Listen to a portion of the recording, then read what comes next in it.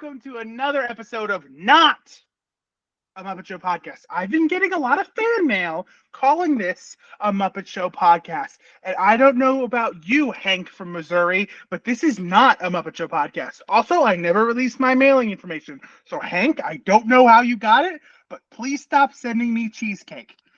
Anyway, today I've got two of my favorite people on Muppet Twitter. I'll introduce you first. She is the creator of the Thog and Ludo meme. She is Muppet Twitter's favorite littlest soldier. Please welcome B. Hey, B. Yeah, good one. Good one. B's a little quiet today, but she's here. She's definitely here. My second guest has been a friend of mine ever since she drunkenly tweeted about Kendall Roy a couple years ago.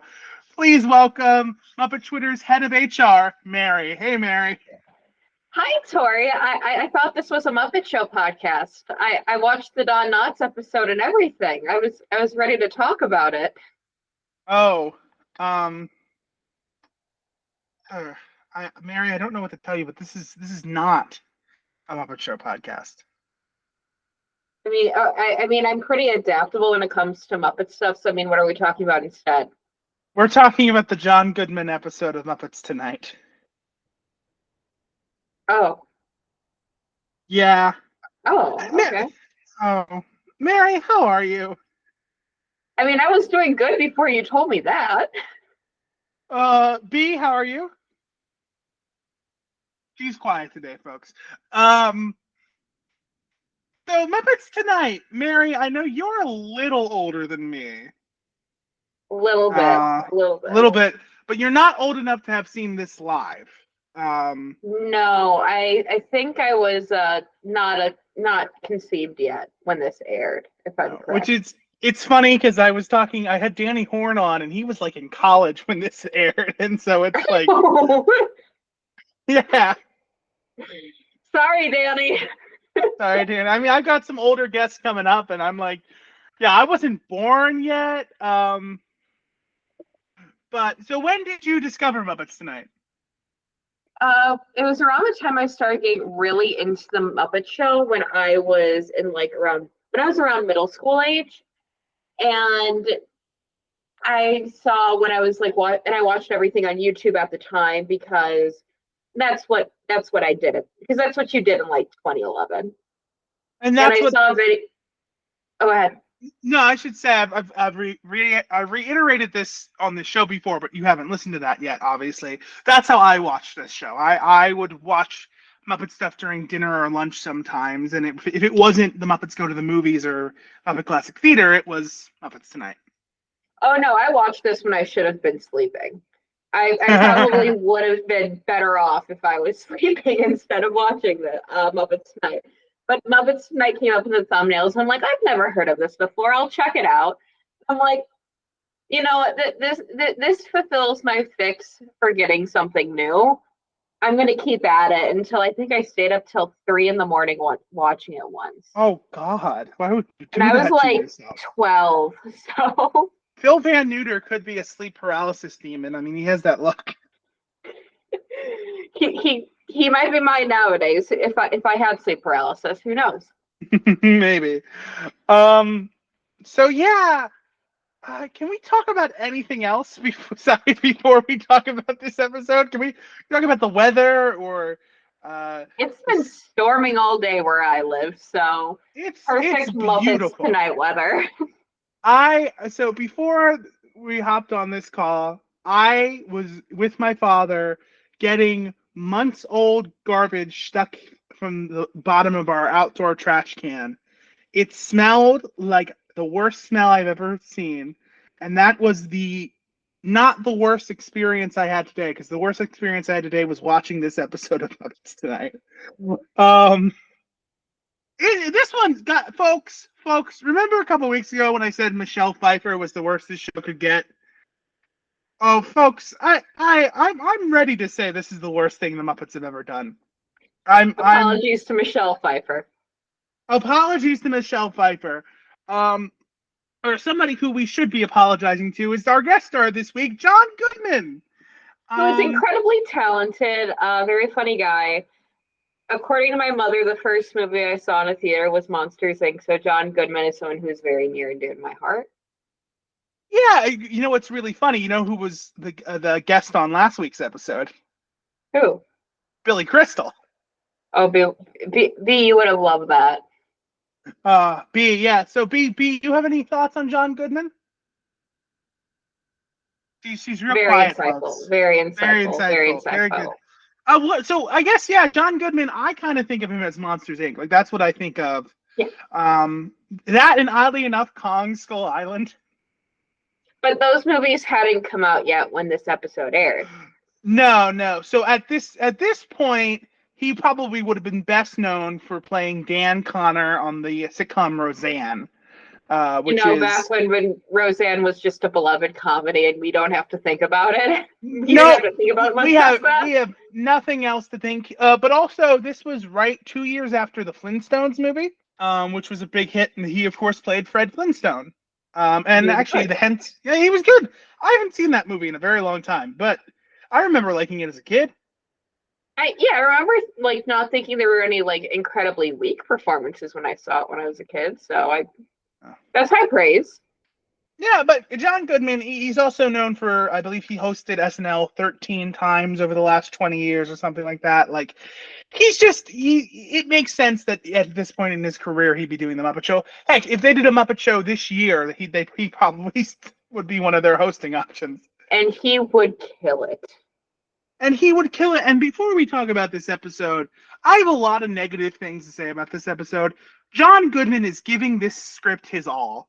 I've got nothing negative to say about John Goodman at all. I think he's fantastic. He's doing the best he can do. He is doing with the script he is given and the material he is given. John Goodman is acting his ass off, and he is fantastic. And you know what's really funny? I've had that same note for every guest star so far. No matter how bad the episodes themselves have been, Garth Brooks, Billy Crystal, Michelle Pfeiffer, their performances have all been great. It's kind of everything surrounding at least so far. I don't know. Maybe Prince is a terrible actor. I'll find out next season. But so far, the guest stars have been the strongest points. Right, and I think it's because at this point where the Muppets are, people want to work with the Muppets.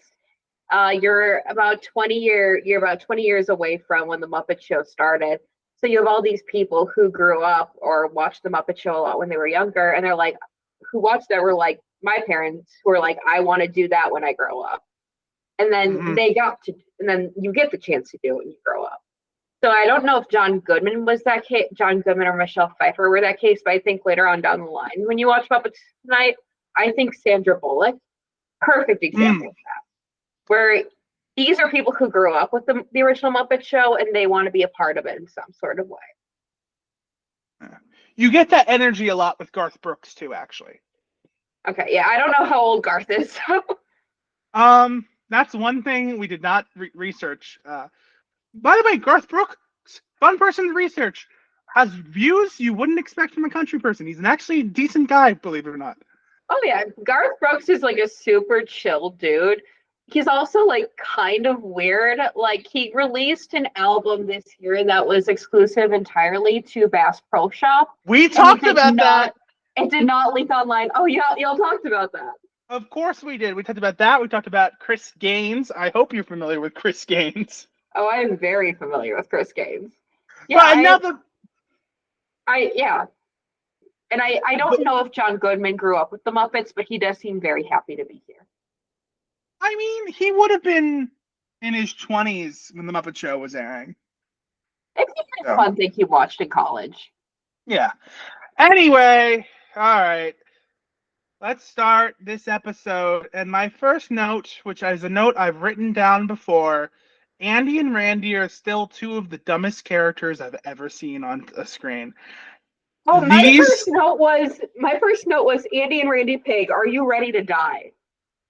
I have several times in my script, sorry, not in my script, I have several times in my notes, can these two pigs die already? I legit have that written down. They are my second and third least favorite characters in all of Muppetdom. What's your first? Chip. Oh, thank you. Thank you. No, Uh, I don't need to explain further. no. Real quick, I gotta take a break. I gotta go set my clock back. Um, B, aren't you tickled pink? I referenced your favorite thing, and she's really shy today. Um, No, my thing is I don't mind when stupidity is used for humor. I grew up with SpongeBob, Patrick the Star is one of my favorite characters. I think there's a necessary balance with it where but you but have to Pat, get the entire joke can't just be that they're stupid. There has to be stuff on top of it. like Patrick is not as Patrick would not get himself killed. He would. I think he could, but he's also so stupid he'd find a way to get out of it. Right, where Andy and Randy literally get themselves killed multiple times in this episode, basically. Or they And they kill still people. haven't died because God doesn't want them. So the episode starts out, Andy and Randy are almost about to electrocute themselves. And John Goodman's the host, like we said, and he stupidly came to the Muppet Show to try to relax. Came to Muppets Tonight to try to relax. Um, Which is an underrated Muppet setup where it's like, oh, I want a really nice, calm, relaxing time. It's classic. It's classic. it's good. It's very good. That again, If it ain't broke, If it ain't broke, don't fix it. Literally, this exact line was said 2 episodes ago. Clifford says, "What could possibly go wrong?" He said that literally during the Garth Brooks episode. Um, I should say it took 6 people to write this episode. I hope they all got paid very handsomely. Yeah, to write some great jokes for Andy and They probably uh, weren't happy about it either. well, it was up. They were the ones who wrote it. They probably weren't happy about it either. They probably walked into their writer's room and Brian Henson was like, hey, can you create an episode that's mainly about Andy and Randy Pig? And they're all like, why? He's like, because I pay you. Here's the thing, and here's why I'm going to dispute that. Andy and Randy show up in major ways in every episode so far. Like, they are They're new Muppets main, that they have to introduce. but like Johnny Fiamma has not been in every episode so far, and either like other new Muppets aren't being as pushed as They much were as Andy and really Randy. banking on these stupid pigs because I think that really falls into a lot of what was going on in the 90s at this point, where you had Beavis and Butthead, which were two stupid characters that were quintessentially 90s. So it's like, okay, let's do another two stupid characters and have this be very 90s. But this is just not fun for anyone. Well, I think Beavis and Butthead was very fun and representative of a certain audience. You're not going to see Ryan Gosling dressing up as Andy on SNL anytime soon. Who knows? Who knows? I'm sorry, I had to reference SNL. I mean, that's like your Oh thing. yeah, I love Saturday Night Live. I remember seeing that sketch for the first time, being like, "This is very funny," and now everybody talks about it. I'm like, "What are you doing watching my very small local comedy show that nobody else watches?" Well, speaking of small comedy shows that nobody watches, we I don't have anything to say about it because I've seen it 3 times. But what do you think about this theme song? I wrote a note about it. Am I allowed to swear? Yes. We listen. I later in my notes, I think I wrote down Andy and Randy better fucking die. So All right. And this is my note, and I quote: "This theme song does not fuck." you don't like it. It's fine, but it doesn't fuck. Like the See, original Muppet Show theme song, that fucks. Where I'm like, I will have that in my head for the rest of the day if I hear it. If I hear this, I'm never gonna think about it again. It is elevator music. It is perfectly passable, but I'm never gonna think about it again. huh. I've had guests come on here and like that's the one big thing they've really been praising is the theme song. So it's interesting to hear. Again, you still like it. It's It just interesting doesn't to hear. fuck. It doesn't fuck. It's fine. Doesn't fuck. So then we get Clifford coming on to introduce the show, of course. I really like Can I make a quick note here? Yes, of course. Jerry Nelson does all the announcement bits in this show, and I think that's wonderful, great. It's a good small callback to the Muppet Show. I love to see Jerry doing stuff. Jerry Nelson, you are the highlight of the show. You are the highlight of my existence. You won an award for loving Jerry Nelson a couple of years ago. And I am going to and I'm going to wake up every day and prove that I deserved it. Well, we'll get to talk about Jerry Nelson a lot later because there's something that I forgot about that really excited me at the end of this episode. The one joke that I think is really, really solid is Clifford saying, the show families all over the world are saying, I don't get it. And then we cut to a family saying, I don't get it. And then their dog explains the joke to them. I thought that was really funny. I thought that was very solid. Very solid. Very good joke. Again, it's kind of a good translation from seeing the original, where we don't see much of the original Muppet Show audience interact, but we get to kind of see how this kind of more late night show vibe they've got going on and how people watching at home are reacting, as opposed to Muppet Show, which is more based on vaudeville. Which I also like Statler and Waldorf watching from their house. Like I like that vibe that the show does. Okay, but this is like a thing I have with Muppets Tonight in general. Like Statler and I always got the vibe that Statler and Waldorf went to the Muppet Show every week because somebody who hates them got them season tickets, and they're going to get the most use out of them. With this, I'm like, why are you watching? You hate this. And then I go on Twitter and I see a bunch of people listen to a bunch of music they don't like, so they can just say it sucks. And I get it. I'm starting to get it a little bit more, but I'm like, I can't. Maybe I just don't hate watch enough. Yeah, Statler and Waldorf were the OG hate watchers. They're just like, man, this sucks, and they make it like a YouTube video, like Muppet Show got too woke. There's two women instead of one. What the hell? Speaking of things that suck, back to Muppets Tonight.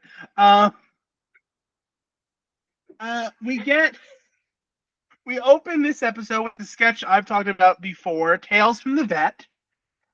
I love these. I do love these sketches. This one was okay. I've got a couple. I think the wraparounds with Phil and Mulch are always my favorite parts of this. I'm not a huge fan of the action. Now, there's no actual Tales from the Vet in this one because instead we get a interesting music video. I liked the music video. I thought it was solid. It's good. It's one of the better things in this episode. I love the line, can you please tell us your love story, preferably to a song by Thomas Dolby? Very funny. Very good bit. Brian Henson cannot sing, but you know what? He's trying. I always think about what Dave Grohl said, which is, I'm not a very good singer, but I put as much heart as humanly possible into everything I do, and people just accept it. And I do agree. Well, I think Dave is a better singer than he gives himself credit for. But I do believe that heart is why I do go back to those songs more than any version by a technically perfect singer with perfect pitch. Brian Henson doing She Blinded Me with Science. I think maybe if he was in love with Mulch's sister a little bit more, it could have worked. It just needed just a little more something. And I know even if that vocal talent is not necessarily there, I think there are ways that you can persuade an audience into accepting it. Yeah. Well, my favorite part of this number is the little Muppet creatures that pop out of the drawer for the chorus. Brilliant, amazing, spectacular, iconic. Now, I hate to say this, but I just want to say, is there a hint of misogyny to this scene, though?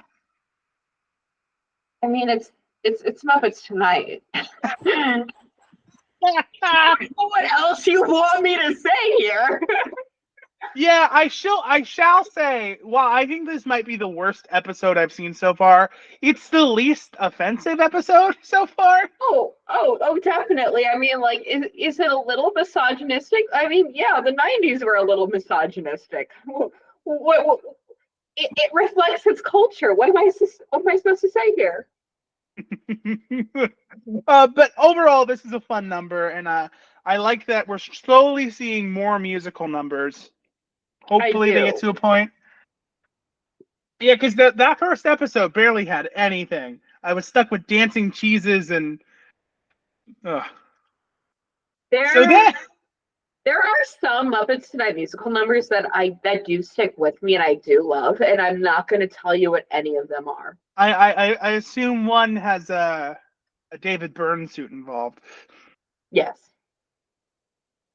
I forget when that episode is. It's got to be coming up. I think I'll just be That was surprised. my favorite. That was honestly my favorite episode of Muppets Tonight because I love the main plot line throughout it that I'm not going to give away.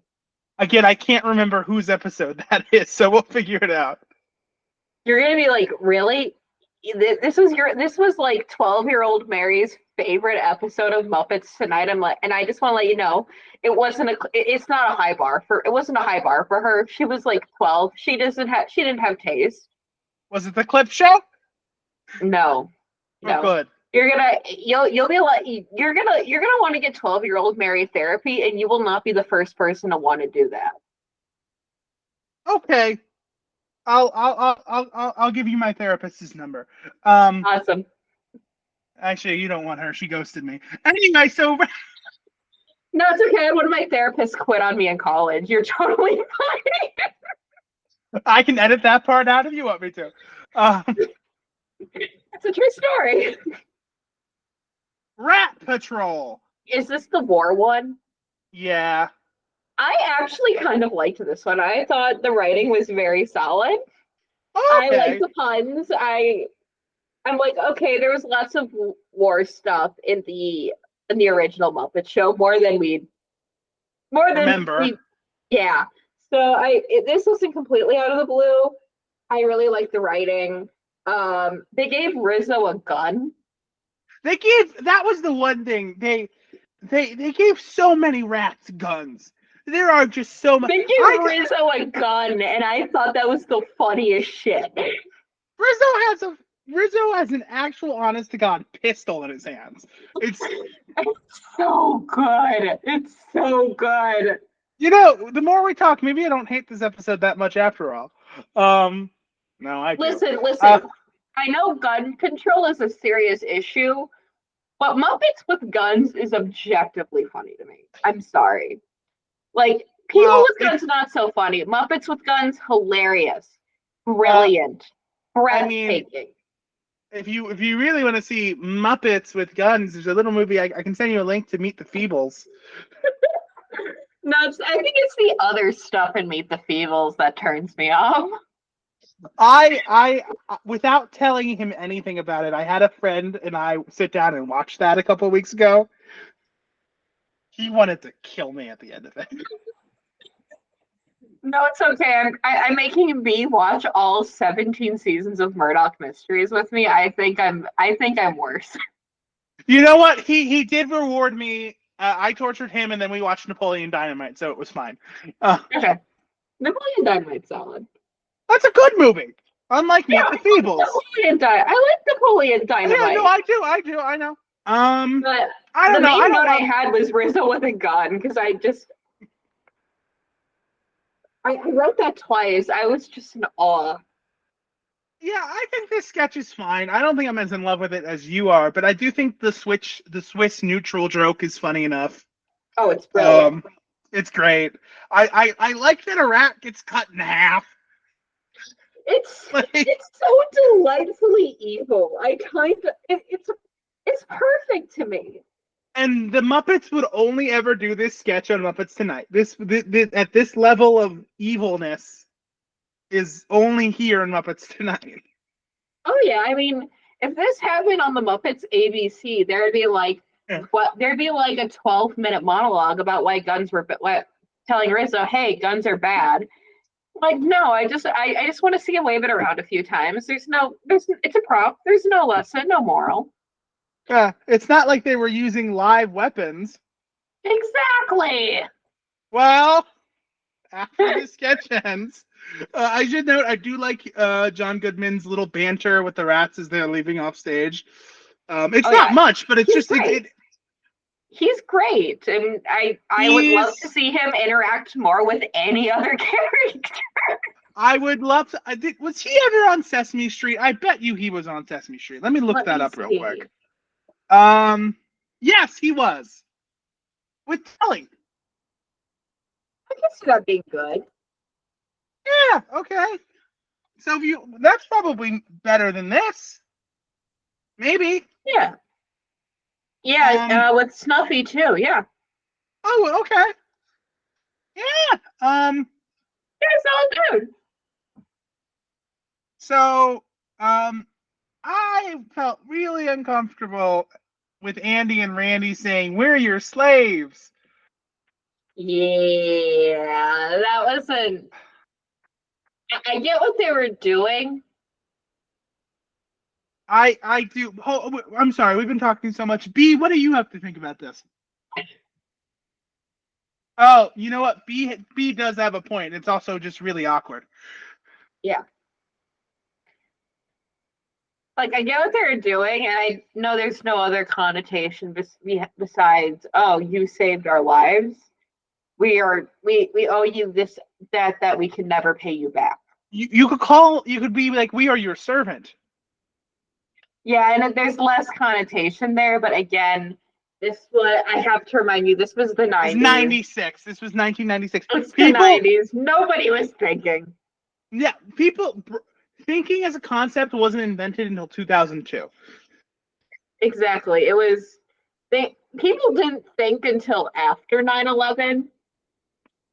I was going to say thinking was invented on September 12th, 2001, but I thought that was a little too hard. Like, people just kind of went about their days like, man, isn't it great that we don't have to worry about any sort of anxiety whatsoever? What's that?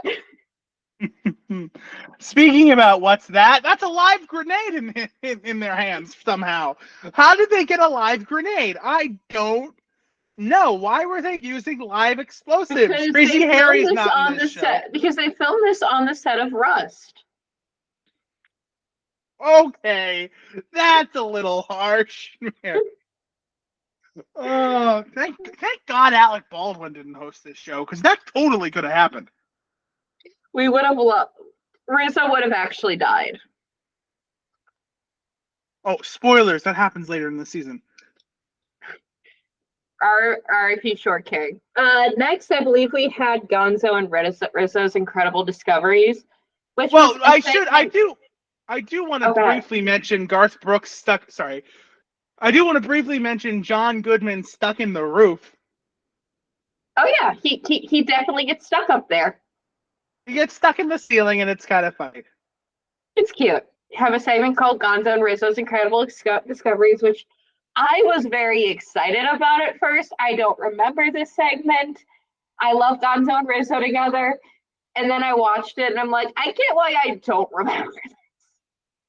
And I remember this being a recurring sketch, but I don't think it is. I think this might be the only time they do it. Where Gonzo pretty much tries to kill Rizzo the entire time. Yeah, and I had the memories that this was a recurring sketch, but doing a little research, this is the only time this popped up. I had thought this was in a couple episodes. It's fine. It is perfectly fine. I've got one note about it, which is Gonzo, you kinky bitch. And I think that just says it all. I don't think I need to really go into more. Them getting hit with the wrecking ball at the end is kind of funny, but like that just proves the great physical comedy these Muppet performers are capable of doing. Like, they're just good physical comedians. Right. Next we get a sketch that I honestly have no idea if I liked it or not. The first We had Fairyland. we had Statler and Waldorf pop up, and I just kind of wrote a note saying I love Jerry's Waldorf. So I wanted to make that known. And I should say, I found myself, and this is just in general, I found myself agreeing with Statler and Waldorf a lot this Oh, episode, same. which is not something I think they wanted you to do. No. I think Statler and Waldorf, you're just supposed to laugh at the jokes they say or how mean spirited they are. And this time I'm like, these bitches are right. Like I wrote in my notes, if you watch this sketch, it hurts. And then basically they then said the same thing. Yeah. Anyway, we get our very first section of a recurring sketch that appears a few times, Fairyland PD. They only It's a do cute this. idea. They do this 3 more times. This is the one I remember the most. And I believe this was the UK spot. B, what do you have to say? Well, Mary, I think we should let B speak first. B, what are your thoughts on this episode, on this section? Yeah. So, Very insightful. Kind of bouncing off what B was saying. It's fine. It's fine. It's okay. I think this could be better if they used a character that wasn't Clifford. And I think I really like Clifford when he first starts on the Muppets, back in Disneyland and Muppets from Space. I think he's fine Muppets from Space, but I think his Muppets Tonight era, they're like, oh, we need a new host, but instead of letting him kind of hold on or form more of a new identity, he's just kind of the straight man, and when you put him in sketches like this, it just doesn't pan out, and you just don't give him enough to do, and he's just there. Yeah, and it's a shame because I love Bobo. Bobo might be my favorite. Fantastic. Bobo's fantastic. I think I said this on the show before. He's my favorite Bill Barretto original by far. And he's probably my favorite character who debuts in this show as well, if I'm being honest. I would agree with you. I think Bobo the Bear is just an incredibly well-rounded character from the get-go. You kind of get what he's about. And he's also a great puppet. It's a great puppet. Oh, beautiful puppet. And I wish they would have held on to Clifford's original identity and just kind of made him more him while also being the straight man, instead of just completely dropping it and making him just the straight man. I get that. One more thing I want to say about Fairyland PD before we move on is, speaking of puppets, that spider creeps me out. That spider puppet is it's a great puppet. It's a great puppet. It's a great puppet. Great puppet. I wonder. Oh, come on. This puppet should have its own Muppet Wiki page. It does not. I know the puppet was played by Alan Troutman, who plays Tarman in Return of the Living Dead. That's not important though. I can't find the information, because you would hope they would reuse that puppet for something, because it's such a good puppet. It's just rotting in the Henson Company, probably. And again, one more thing. What is curds and whey? Nasty. I thought the sketch kind of described that beautifully. Oh, is it just cheese? Yeah. In like milk? Yeah, that's what whey is. Oh, that's disgusting. Yeah. And I'm not just talking about the AI images that are in the Google search I'm not looking at right now. Yeah, Google's kind of broken right now, buddy. Yeah. I'm seeing a cat eating it, and Bobo wouldn't even feed it to his cat. Also, I like the idea of Bobo having a cat. I don't know why, but that's very funny to me. I feel like he's got like a Scottish fold. He seems like a good like one of those dwarf cats. I feel like he'd love. Oh, I had to Google what a Scottish fold is, but yes, yeah. Oh, and you know what? This is actually perfect. Bobo is the correct level of dumb. I've been comparing. Bobo is the level here. Andy and Randy surpassed that level of stupidity. Bobo is still dumb, but he's not. He's so delightful. Right. I would love to do a deeper dissection. I don't think I really have the energy for that, but like why Bobo works and Andy and Randy don't. And I think there's just a certain line Andy and Randy cross. And I like Bobo does stupid stuff, but like it's like once in a blue moon, so it's a little bit more humorous and more sympathetic, as opposed to Andy and Randy who will light themselves on fire once an episode because it's the 90s, damn it. Get it? They use glue in his hair because they're dumb. Get it? They have no functioning brain cells. Get it?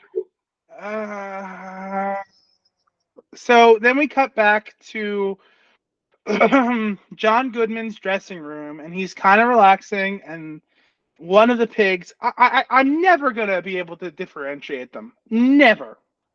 Dumb bitch pig number 1.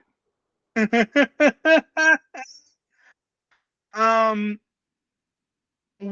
bitch pig number 1 or 2 is rubbing, I think it's Andy, but who gives a shit, is rubbing glue into John Goodman's hair because they didn't have any oil and he can never have to style his hair again. And then somehow the other one comes in and John Goodman's suit is on fire. I don't know how, or it's not on fire, but it's smoking. It's Muppet logic. No, I think he just burnt it because it was like a white suit and he burned it on the iron when he was pressing it. Oh, we skipped by that terrible joke when he's like, hey, you can press my suit. And they just actually press his suit. Which... You know, I'll take it. I'll take that over like 90% of the other jokes they say here. Yeah. B, you seem really antsy. B, what did you have to say? You're right. It is so stupid that they do not know what a door is and how to get out of a room. That infuriated me. It did. I wrote in my notes, verbatim, how did they forget to use a door? I hate these fucking pigs so much. Again, Andy and Randy pigs, are you ready to die? They are the worst. And you know what I'm actually realizing? Them being in this episode brought my opinion of it down so much because, like, when we're talking about the Rat Patrol or the Tales from the Vet, you can see why they're good. Yeah, you're like, this is fun. This is fun, and this isn't. Incredible Discoveries and Fairyland PD, they're not great, but they're not that bad, you know. I can see where the good idea was and how it could be better. With Andy and Randy Pig, the best idea is to kill them. With fire. Kill them with fire. So thankfully, we'll talk about this towards the end of the episode, but thankfully they don't stick around too much longer. Well, actually they do. But so then they do this thing that they've been doing occasionally where they kind of built in this reality that the Muppets have been around longer. And they cut to an old TV pilot the Muppets did in the 60s. At least that's what the in-universe thing is. The Lunar Mooners. I mean, the Muppets were around in the 60s, but they weren't doing this shit. No, they weren't doing this shit. Did people know what the honeymoon... Were people still aware enough of the honeymooners in 96? I wasn't born. Did you get this reference? That this was a reference to an old TV show? No, and the thing is, I grew up watching a lot of older television. Like, I watched the Dick Van Dyke Show and the Mary Tyler Moore Show with my parents, along with MASH. We have never sat down and been like, let's watch the Honeymooners. We watched Andy Griffith. We love Andy Griffith. We did not watch the Honeymooners. For me, it was the Bradys and Gilligan. Mm. We're very Midwestern.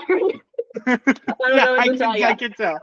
I don't know. The Brady is an East Coast thing. But I don't know.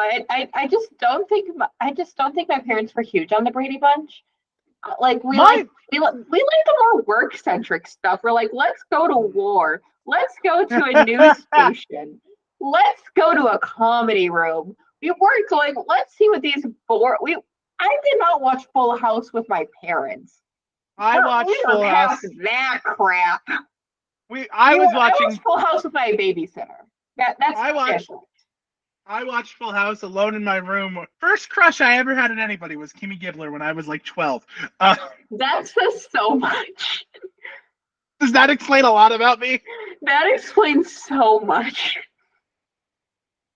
No, but I watched the more family-centric sitcoms with my babysitter, and we weren't watching The Honeymooners because that wasn't on ABC Family. Well, also, The Honeymooners ran from 1955 to 1956. It ran for 1 year. It only had 39 episodes. I mean, to me, The Honeymooners' legacy is the Flintstones. Yeah, Jackie Gleason because basically they ripped him off for Fred Flintstone. And the Flintstones I did watch a little bit as a kid. I mean, not much, but it was on like some Boomerang or whatever, right? I got the gist of it. Yeah, I saw that movie with John Goodman. Exactly. It came full circle. Which is probably why they did this. Now that we're thinking it through, they probably did this because he already. Brian Henson's gonna listen to this and be like, "I got it. I finally got it." Oh yeah, Brian Henson, avid listener to this podcast. Brian. Also, hey King, thanks for listening. Hey King. Well, also, no episodes of the show have been released yet, so who knows? So you definitely don't know that. I don't know. Brian, if you're listening and want to be on season 2, hit me up. I've totally been saying nothing but nice things about your show. You can join BNI. It'll be great, Brian. You'll love it. Yeah, we can have you on any episode except for Prince, because I've already got like 9 people asking to be on the Prince episode. For obvious reasons. Because they just love. I'll be the one where Kermit wears the big suit and sings "Once in a Lifetime." Is that season 2? It might be. Let me see. I think I'm doing that episode soon. I think that's season 1. Oh, it's 109. Yeah, that is season 1. That's it's coming up. That's 109. Yeah, coming up. It's coming up, and I will not be here for that. So now I know what episode. Now you said it's 109. Hold on. That is Whoopi Goldberg. Oh. Okay. Yeah. That was my favorite one as a kid. That was my favorite. Enough about Whoopi Goldberg. See, Mary, we have so little positive to say about this episode that we keep going on. I'm like, you want to talk about Garth Brooks or Whoopi Goldberg or Sandra Bullock? And it's like, no, we have to talk about No, I started. I was so mad at myself after, because I watched this episode. For this show, I watched this episode twice. Once to watch it and once to take notes. I just like this one so much I almost didn't watch it the second time. And then after I watched it the second time, I skipped ahead and watched a little bit of the Cindy Crawford episode just to make me feel better. Incredible. No, do we have much to say about the whole honeymooners and space shit, other than it's really weird to have to see Frank's puppets move and know he's not doing it, and he's just ADRing while he's feuding with Cher. Well, is Frank? An average Tuesday for Frank Oz. Well, he's feuding with Cher in the morning and Marlon Brando in the evening. What an icon! What a king! As I said last night, our God is an awesome God. He reigns from heaven above with wisdom, power, and love. Our God is an awesome God. Are you sure he's not doing the puppetry here? I don't think he did any of the puppetry for Muppets Tonight. I think it was mainly Kevin Clash. No, you're thinking that's Muppet Treasure Island. I think he did most of his because the thing with Frank Oz is that when we get to the second season, his characters disappear. He just stops doing the show after season 2. I'm pretty sure the puppetry is still Frank at this point. Now, don't quote me on that. I heard somewhere it was he was only doing ADR, and it sounds like he's only doing ADR. I feel like if that was true, I'd see it on the Muppet Wiki, and I just don't. Again, you could be right. I'm not saying you're wrong for sure, but I'm just saying. Who knows? You're probably right. I, Frank's I, Frank's I Frank's got better shit to do. yeah, because I think he was mainly directing at this point. I He's think he got was indie. performing on Sesame, but I don't think he was doing He's Muppets got Tonight. I'm checking the wiki. he's got Indian in the cover to make. Um, Exactly. the one thing I have to say about this is that there's a fat joke, but it's kind of okay because at least it's Miss Piggy making one this time and not receiving one.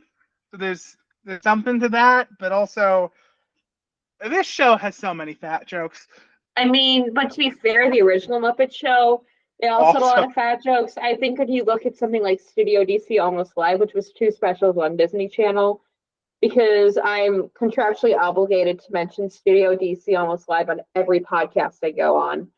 Um, is is they were that what making you're? fat jokes about Miss Piggy on there, and that was Are you like late 2000s. are you trapped in Studio DC like JD's trapped in the cube? God, no. I just want everyone who I want a lot. No, my thing with Studio DC Almost Live is I loved it as a child. And then I rewatched it as an adult when in 2021. And I Mm. realized how creepy the writers were and how creepy a lot of the stuff comes off because it'll be like a puppet flirting with like a 15-year-old girl. And I'm like, no, you were around in the 70s. Sit down. I've never seen it. I've never seen either of them. Oh, And I don't know why. I was the right age. They were like late 2000s. I would have been like 5 or 6. Like I would have been. there's like one brilliant sketch from Studio DC Almost Live, and it's Demi Lovato performing "This Is Me" with Beaker. It's brilliant. I loved that sketch. I still find a lot of enjoyment out of it. The joke still hits now. There's a lot of everything else where I'm like, oh, I don't love this. Oh, you know what? B is right. B is right. We should keep moving forward. We Right, can't yeah. you can't talk about Studio DC Almost Live for this whole time, even though that'd be better than this. Until then, Andy I and don't know Randy about just fuck. that. Until then, Andy and Randy just fucking kill John Goodman. Um, John Goodman very stupidly thinks that if he puts himself in danger, Andy and Randy can save him, and then they'll be even. But of course, Andy and Randy are so stupid they think a radiator is a life preserver. I mean, I get why he does it. Um, I to quote Taylor Swift, he was doing it for the hope of it all. Which means when you are in such a low place, you will do anything just for the hope of getting out of a low place. And that I'm low place for him was being around Andy and Randy Pig. And I totally get it. a couple episodes ago, I had Danny Horn on this show. And Danny Horn said there's dumb and then there's mentally ill. And that's what he called Andy and Randy. And I didn't really agree with him at the time, but after this episode I wrote, they are so fucking dumb, I agree with Danny. I mean, I wouldn't say they're mentally ill. I just think There's I something don't wrong with think them. oh, there's something wrong, but that's not mental illness. It's stupidity. It's the worst stupidity. Again, they have no brain cells. That's a medical emergency, not an illness. So they are mentally emergent. That made no Yes. sense at all. Yes. Somebody get these two into a hospital stat. And also somebody get John Goodman, who, and I do like this joke, he landed in a mountain of mouse traps, and one bear trap. It's funny. It's stupid. Yeah, it's good. It's good. It's good. So Kermit then goes backstage, and Nigel's like, I love the line, John Goodman just fell out the window. Clifford is trying to get a bear trap off his head. The producer's cat is missing, and no one's on stage to introduce Johnny Fiyama. Listen, I would rather watch an episode where we try to find the producer's cat than follow Andy and Randy. Oh, I'm deeply invested in that cat. I hope they found that cat. We never hear if they found the cat. Maybe like in the next episode they'll let you know, like, oh, the cat died or something. No, not the cat. It's not Bobo's cat, so it's okay. How do you know that? Maybe Bobo's a producer. He's not in the credits. That's true. And then we get a bit that I think has a bit of 90s on it, but I actually really liked it. We have a Johnny Fiamma segment. I love a good Johnny Fiamma segment, and this was a great Johnny Fiamma segment. I love this. Behind Bobo, Johnny and Sal are the two best things about this show. Salmonella is easily the best Brian Henson character. No competition whatsoever. I think Brian Henson is at his best on the show when he's paired with Bill Beretta. Mm-hmm. I always think I watched a few years ago. I watched CNN's History of Comedy documentaries, and to summarize, they talked about how on SNL, Laura Michaels will try to get two cast members to work together constantly so that they could both bring the best out of each other. And I really feel like that's what happens with Brian Henson when he's with Bill Beretta. Here's a quick question. Did you talk about the Muppets at all in that history comedy series? They did. They talked about Jim Henson and Frank Oz. Oh, that's good. One of the greatest. Same episode too. Was it an episode on duos and comedy? Yeah, and comedy duos. Okay. I really like this. I thought there's a bit of misogyny laid on, but not. I mean, listen, it's Muppets Tonight. It's the 90s. We're going to have a bit of misogyny.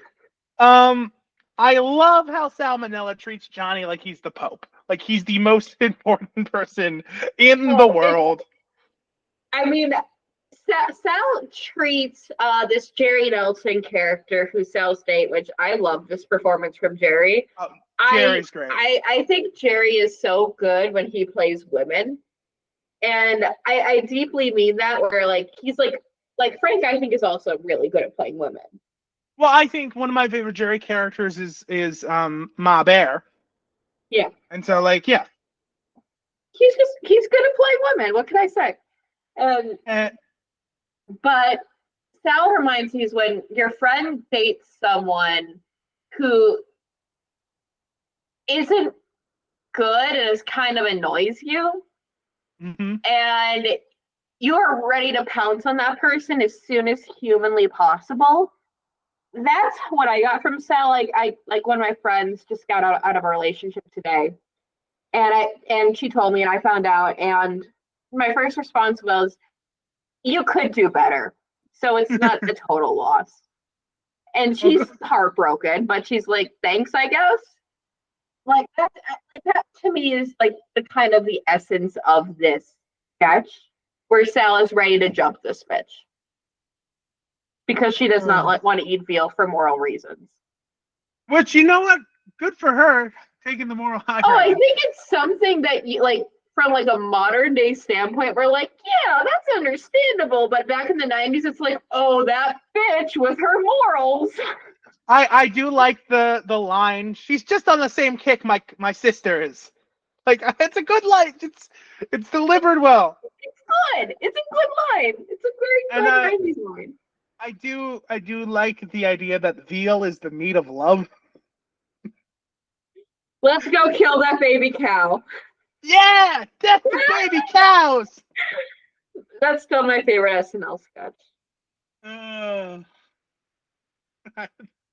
And then my note on this was Johnny Fiamma and Sal. You were so good. So Johnny good. Fiamma, so good. I ship them. Oh, yeah. I don't think that's unpopular by any means. No. I also love Johnny's kind of bad version of Close to You by the Carpenters. It's good. Beautiful. It's good. It's Beautiful. good. This sketch is good. Then we get a really quick bit with Bobo. I like Bobo. I wish this episode was about Bobo. I love Bobo.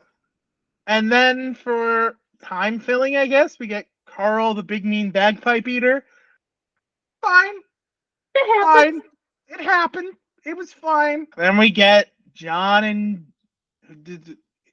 Beavis and Butthead, Idiot 1 and Idiot 2. Two Patricks with half a brain cell, whatever you want to call them. Andy and Randy again. In this hospital bed. You want to talk about something else? You want to talk about what's your favorite cheese, Mary? You like cheese? I'm a big fan. I'm a big fan of cheese, and we both know this. I I personally really like a good American, but whenever I want something a bit fancier, I like a good Gouda. My brother recently just got like a pellet grill or a smoker, and he plans on smoking his own Gouda, so I'm very excited about that. Ooh. B, do you like cheese? Folks, I want to break the illusion. I think it's time to break the illusion. B texted me that she hated this episode so much she didn't want to show up. And so B She said is she not has here. nothing to say on it, and we really wanna celebrate that here. She had nothing good to say. She was like, I have nothing good to say and nothing to say at all, so I don't think I can do this. And you know what, B? And Cheers to we're like, B. yeah, that's real. That's real with you. So So honestly, I'm surprised this is the first time someone's dropped out because they hated the episode so much. It's gonna happen again, I assume. it will probably happen again. Um, And John and so Goodman is giving it everything he has. And he I'm like, John, you screams. shouldn't. He screams so well. He does this scream when Andy and Randy pop back in the hospital that is just the best. You know what? The more we talk, the more I actually kind of like this episode. But again, uh, It's one of those when you like break it down, you talk about, you're like, well, it's fine, but when you like actually sit and watch it, it's not that fun. It's not as fun as talking about it. and so then we get a kind of funny number in the kind of funny number in a hospital bed with the hospital bed rolling around, and then eventually John Goodman's on crutches. And the staging of the number is pretty all right. The song itself is called "Feeling All Right." It's originally by the band Traffic. Terrible name for a band, by the way. Um, I will say, damn, Josh Goodman can sing. John Goodman John is Goodman, sorry. so good and so talented, but he's in this episode. That's the issue. That's the issue. I did not remember. I mean, I've heard him sing before on the Monsters Inc. soundtrack briefly, but I did not remember him being that good. I just did not remember John Goodman being that good of a singer. Oh no, And then he was in the second Blues Brothers movies that everybody forgets about and nobody wants to remember. But he's a good singer in that. yeah, and Frank Oz is in that. It all comes full circle, baby. All comes full circle. Speaking of full circle, this is the point in my notes where I wrote, "I wish Andy and Randy would die." Um, and so the song ends with. I know this episode's going to be shorter than any other episode, folks, but we just don't like to talk about this one. It's not. Can you notice from the way we'd rather talk about anything else? Mary, if you could eat, if you had to be trapped on an island with any former member of British Parliament, who would you want to be trapped on the island with, and why? Ooh, good question. Good question. Oh, I do not know my British Parliament very well, but I would say, I'll go with Liz Truss because she's the only one I can think of. But if I can go with a fictional member of Parliament, I go with Harriet Jones from Doctor Who because I think she'd be a good problem solver. I have to go with Muppet Show guest star Glenda Jackson, um, Oh yeah. who was also a member of British Parliament for a while. And if I can go with any British politician, I have to go with Lord Buckethead. Um, I mean, he's just a king. He's a legend in icon. he's a legend. He's a legend. So we reach the end of another one, and John Goodman rightfully says, let me get the exact line. He rightfully says, "Thank you, Clifford. All things considered, this is one of the worst experiences I've ever had." And John, I agree. This was also one of the worst experiences I've ever had. Um, I hate Andy and Randy so much, but you know who I love? Jerry Nelson! I got so excited when I saw him. I was so pumped. Killed his lines, killed the delivery, great actor, icon, legend, one of a kind, best Muppet performer, Jerry fucking Wilson. You guys can't see it, but I'm pumping my fucking arm. Jerry, Jerry, Jerry, Jerry. Jerry, Jerry. Oh, I My was so neighbors happy when hate I me. saw that. Oh, Jerry's great. Jerry's He's great. such a highlight. Such a highlight. And I do kind of like them using the actual Roseanne set and following him back. Oh yeah. But then this episode ends with fucking Andy and Randy again. Because we can't escape them. I know you and I both were talking about how we support gun control earlier in this episode, but I would take a shotgun to both their faces if I could. Tori, we don't need gun violence for that. We need public executions.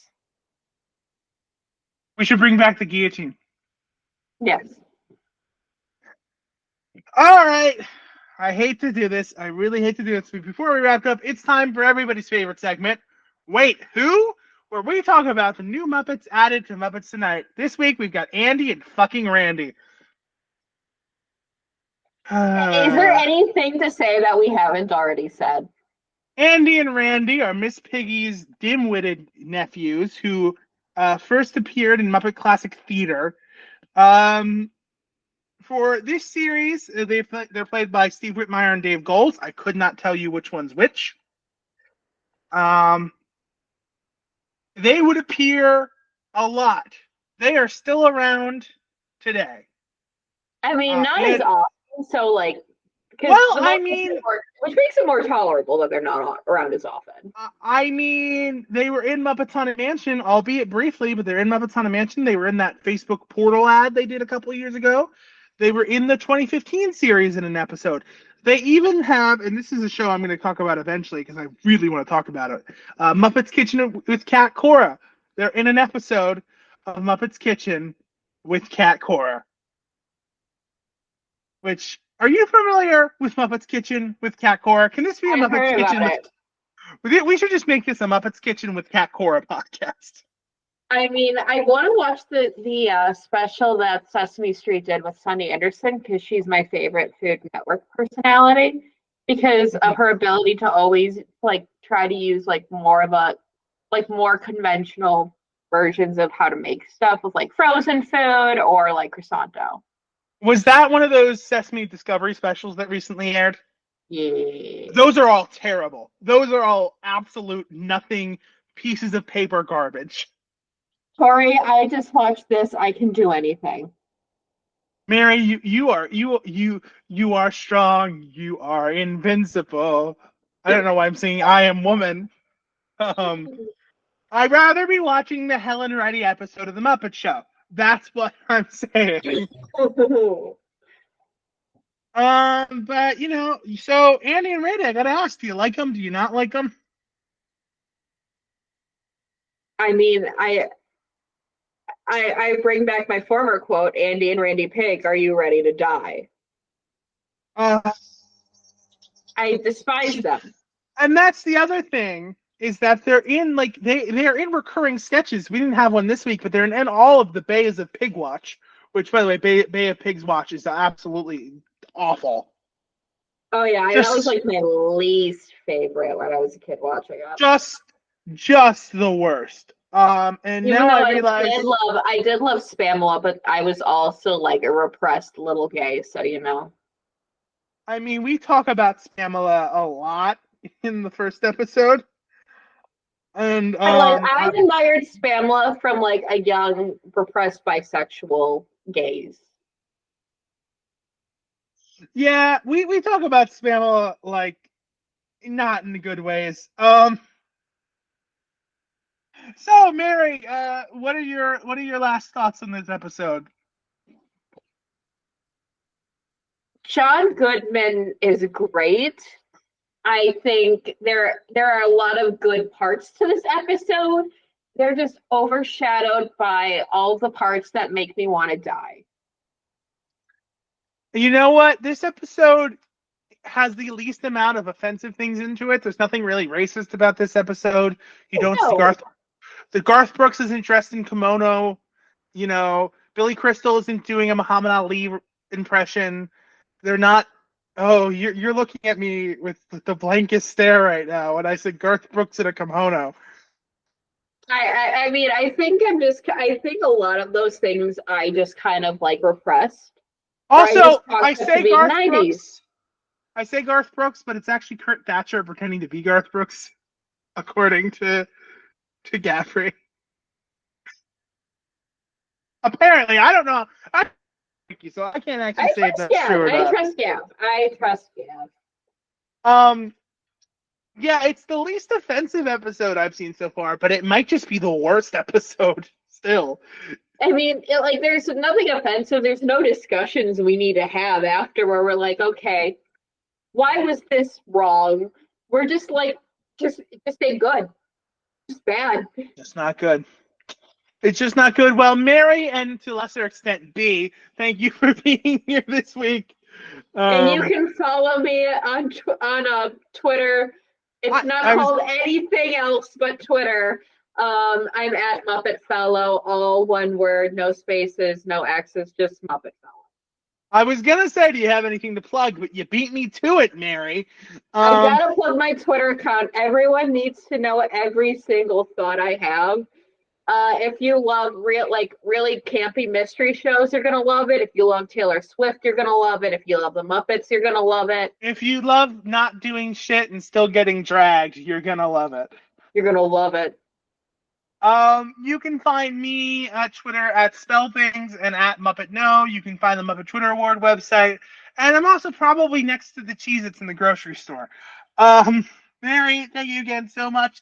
And join us next week when I talk to recently inducted Muppet Fan Hall of Famers Matthew Soberman and Tony Whitaker as we talk about the Cindy Crawford episode of Muppets Tonight.